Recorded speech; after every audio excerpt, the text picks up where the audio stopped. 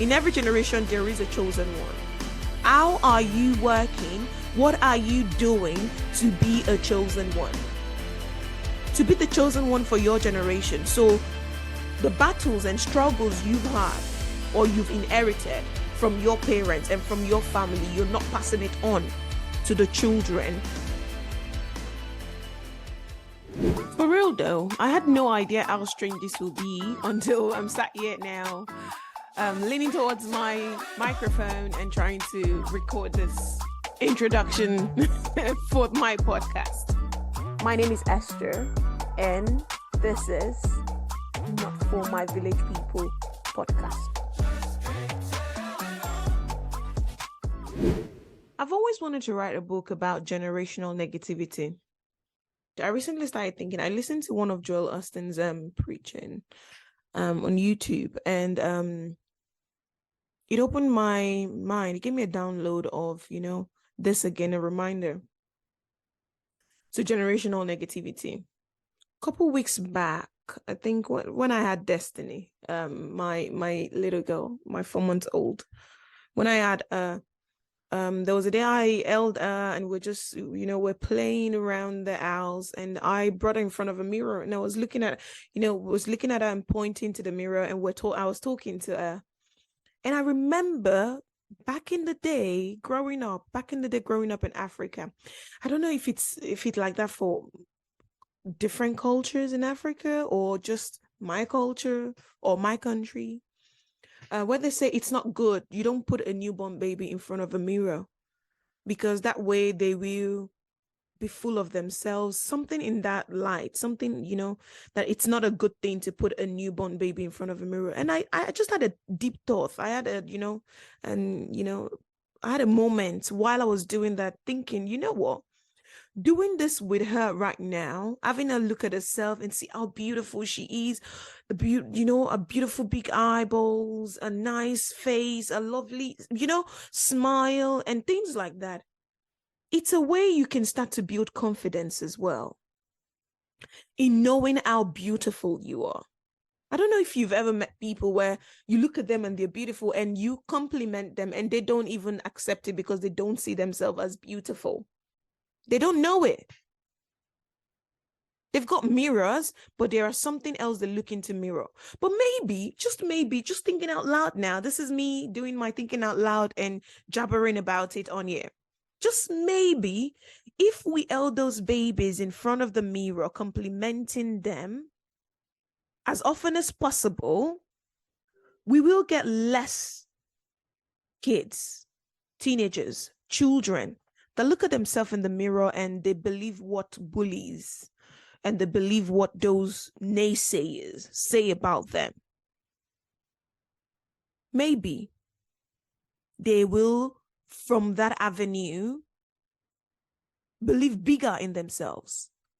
Look at themselves in the mirror and know that they're beautiful, that they're handsome, dapper young guy, that they're cute and all of that. Maybe, just maybe. But if I were to pass on that particular, now I see it as a negative trait or character or what you're not supposed to do with no actual genuine reason for it. How many things do you have like that in your culture, in your generation, in your country, in your, how many things have you heard like that? I would like to hear from people, actually. Please feel free to send me DMs and send me messages about this. How many things have you heard in your existence, in your living existence, that sounds like something like, oh, we don't do this where we're from. We don't do that. You don't do this. You don't do that. But if you look at the other side of it, if you look at the bright side, which, I'm a big advocate of looking at the bright side of things, just maybe I would have known from as little as when I was a baby that I am a beautiful woman.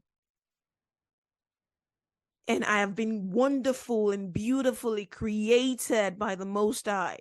Maybe, just maybe, I will know that. Well, you know what? I want to believe in every generation there is a chosen one. So be that chosen one in your generation and start to go against some things that are not. But there are reasons that are really not, that doesn't really make a lot of sense as to why you shouldn't be doing them. Look at the bright side of it and, start to actualize it. Now, today I want to talk about generational negativity and how you can unknowingly activate negative cycles in your life, in your family, in the life of your children, in your relationships as well. Now, unfortunately, we all know about inheriting money. Oh, yes. Even if you don't know, I know about inheriting money. You can inherit money from your family. You can inherit money from your parents, from your grandparents, if they've done something right. If they've done something right and they have something to pass on more than their church arts. No shades now. No shades on Christians. I'm just saying it. I'm just saying it how it is. And not just their Bible, not just their, not just whatever. Now, I'm talking not for my village people in it. I want you to be open-minded. This is not for my village people. Don't be a village people and start to think otherwise. I'm not throwing shades. I'm just saying it how it is. You're not just inheriting, what you can't really use, but you're inheriting stuff. So yeah, you can inherit money. And I think a lot of people, we all know that that's a possibility where you can inherit money from your parents or family. You can inherit more than those beautiful jaw lines as well, you can inherit your beautiful nose from the grandparent, the passed on, or great grandparents, your blue your blue eyes, or your red succulent full lips and all of that stuff. You can inherit that from family, from parents. But I've got news for you guys today that those are not the only things you can inherit. Yeah, unfortunately, those are not the only things you can inherit from your family, from your parents. You can also inherit bitterness. Yeah. You can also inherit poverty. Yeah, we know about the money. So if they don't have money, that's potentially. You can inherit low self-esteem. You can inherit failed marriages, broken promises, mediocrity, average lifestyle. You can inherit you can inherit anger, selfishness. Those are things you can also inherit from your parents. I don't know if you're aware of this, but while I was listening to that ministration, it dawned on me that, oh my goodness, it's not all, we hear about people that maybe a parent or family member had breast cancer and they decided to go and get rid of theirs because they know it's in the gene now and there is a possibility, and just to make sure. And some people, we read stories where they decide not to even have children because they've had cancer, and obviously it's hereditary, and you can pass on the gene, a cancerous gene, to your children, so they decide not to. Those are stances, those are situations, those are steps they're taking in order to prevent it as well. But how are we preventing becoming an alcoholic?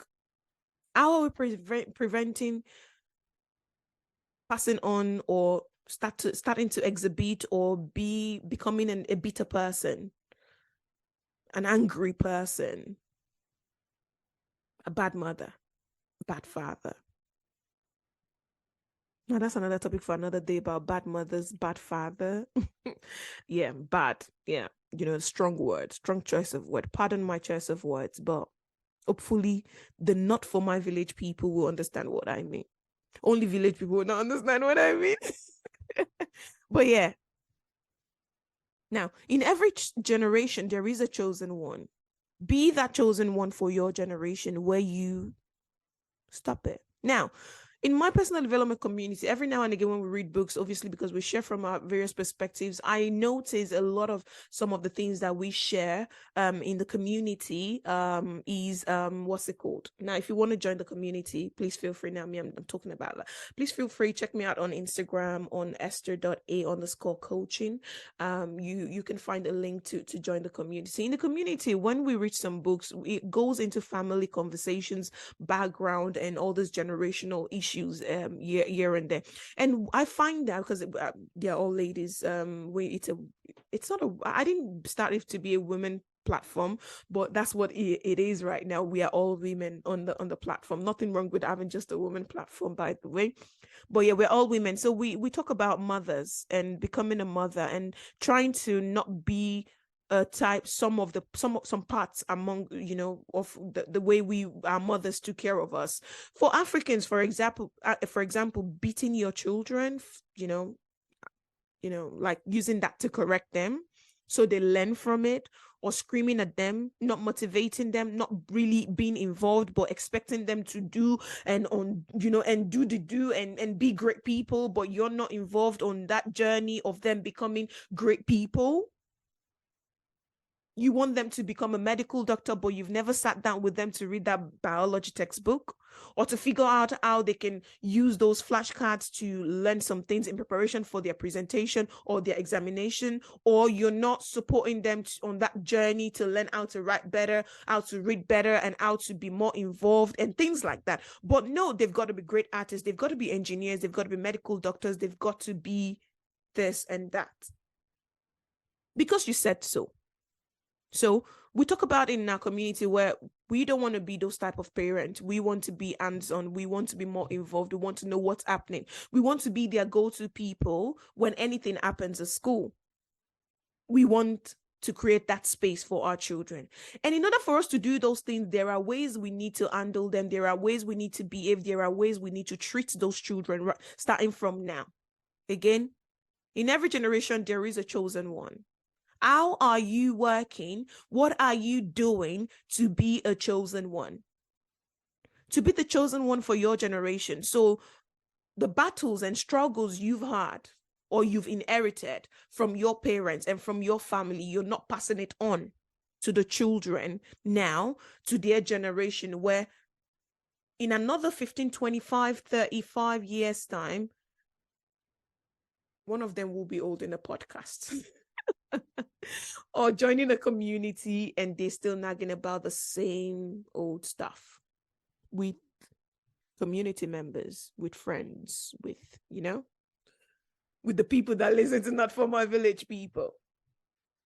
So, I read somewhere, legacy is not what I did for myself, it's what I am doing for the next generation. Now, it's very easy to find a lot of people saying, oh, what I'm doing for the next generation, I'm building wealth. That's what's all over the place. I'm building wealth. What are we doing about the anger? What are we doing about the alcoholic, becoming an alcoholic person? What are we doing about selfishness? What are we doing about, doing more? What are we doing about broken promises? What are we doing about low self-esteem? What are we doing about bitterness? What are we doing about that? In the ministration I was listening to, I think Joel Austin said something about at some point there was this 6 brothers that unfortunately one of the coordinators of the prison, they noticed that 6 brothers were currently serving time at the same time. Yeah. Do I even need to talk more about that? I guess not. That's what they see. A lot of us don't want to be them. We don't want to be the previous generation. But what are you doing, actively doing? What are you doing right now? What are you doing for yourself right now to make sure you're not that person? How are you helping yourself? What are the self-help books you're reading? Now, you can't do nothing. You can't do nothing. You can't just do nothing. Nothing will make it happen. That's you indirectly activating it. Now, Joe said something about, you had an alcoholic parent. You had a parent that struggled with alcohol, and it drove them, mad, it drove them insane. But you're playing with it all the time. You're out and about in the house and you're drinking 24/7 and all of that. Oh, I know how to control it better. What you're doing by doing that is you're activating the negative cycle, and it's going to continue. It's going to continue. Your parents didn't manage to, they didn't hack it. They couldn't pass that average mark when it comes to wealth. But right now, you you're signing up for buy now, pay later for things you don't actually need. Because it's pay later anyways, why not do it? You're taking all those credit cards out that you don't really need because you want to buy things you can't really afford and you don't really need them. But the previous generation in your family, they couldn't even, they couldn't go past the average band. There is like an unspoken level they get to in your family. Broken marriages. But what are you doing to avoid it? Your parents are separated. What are you? I was telling someone once, I was telling someone that year, I think a couple years back now, oh yeah, at the nursery where I took my little girl to, my first child. She's 5 years old now. When she was about 6 months old, and one conversation led to the other, and I was saying, oh, I didn't learn anything from my parents' marriage, so they're not a good example. They're not a good example for marriage for me. So I like to. I think I said this actually during my previous one of my other episodes that I've recorded. So I always like to learn from other people, because they are not good examples to me. He said something that I found really profound. He said, you learned from them. What you learned from them is what you don't want to see happen to your own marriage. And which is also lesson. Lesson doesn't always have to be positive. You need to know the good, the bad, and the ugly. The good, the bad, and the ugly is important. Because if you don't know the bad, the ugly, how would you recognize something good? How would you recognize something good? Here is your reminder today. You can inherit more than money from your parents or family. You can inherit more than those beautiful joy lines, but you can also inherit poverty, low self-esteem. But how are you trying to get out of that? What are you doing for yourself right now? We talk about personal development. Oh, thank God for the internet. 20, 25, 30 years ago, it wasn't, not a lot of people had access to internet like we do now. I think back in the day when I was much younger, I never even used to pay my internet bill. I obviously could not afford it, or I was spending money on other irrelevant things. And yeah, it doesn't matter if I have internet or not. Now I must have internet. I must. You learn from it. You learn. While you learn the good, you learn the bad, you learn the ugly as well. What are you reading? What are the things you're reading to bless your intellect? What are you educating yourself on to bless your intellect so you don't activate negative circles? Anger, bitterness, poverty. What are you doing now so you're not activating it?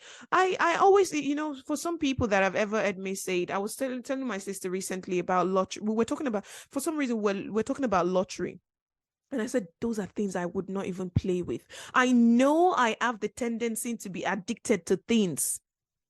So I will not go and start playing lottery. I will not start gambling. I will not start it. I have the tendency to be addicted to things. So I will not play with it. So I don't activate that negative cycle. The generational negativity. Now, none of my parents are addicts or gamblers or things like, no, they're not. But this is something I've noticed them, because again, remember, in every generation there is a chosen one. There's a chosen one that can ruin the other generations to come. There's a chosen one that could potentially drive the other generation to poverty. There is there's a chosen one that can maybe move the future of other generation into greatness. Look at Elon Musk, look at Mark Zuckerberg, look at all this amazing, look at these great people. Their generation is, now they're this, blessed. And hopefully not one of those coming up generation under their umbrella is going to be the chosen one to ruin things for them. Again, what are you doing not to activate negative cycle in your life that could potentially affect the next generation? It's not what you did for yourself. It's what you're doing for the next generation. What's the legacy you're leaving? Do something more. If you're not doing anything right now, to make sure have you even identified the negative cycles, the generational negativities, the myths, and the things that you don't want to pass on? How are you solving it? How are you solving it? If it's in your relationships, for example, understanding, we're all from different backgrounds when it comes to your relationship. But then if you want to do better, we all believe that we're the perfect one. We're the good ones. E is not good. She is not okay. I'm the okay one. You want to be loved for who you are. Think about it again. Do you really want to be loved for who you are?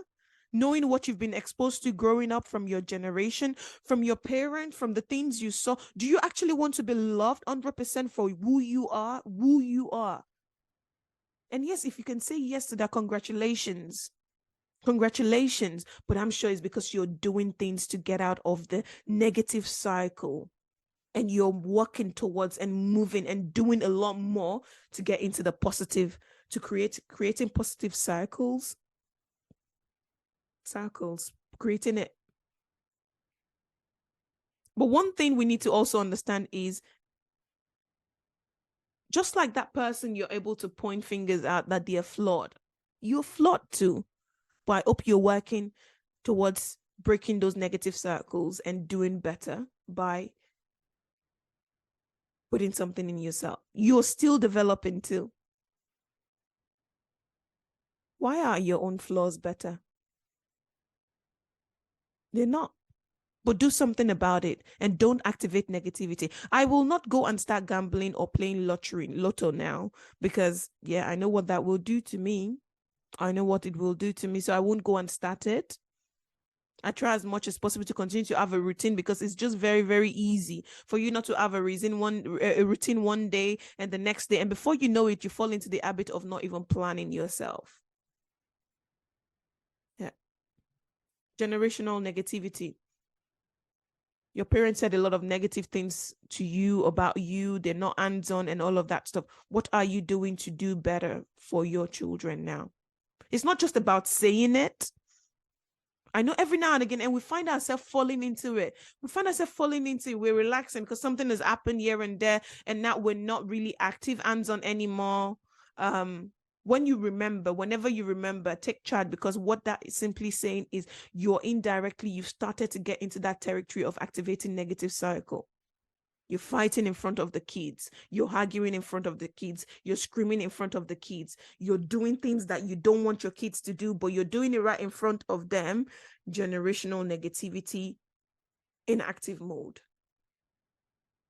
I am still learning myself. I am far from being a perfect parent. So this is speaking to myself as well. This is me learning from the things I'm saying and from the download I got from listening to the ministration from Joel Austin, and me reminding myself about this generational negativity I've always wanted to talk about. Building confidence. Speaking up for yourself, doing more for you to get more in life. I hope my Not For My Village people understand where I'm going to and what this is about.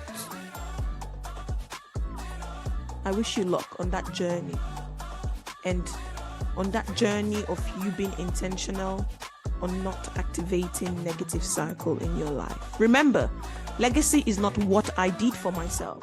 It's what I am doing for the next generation. Thank you.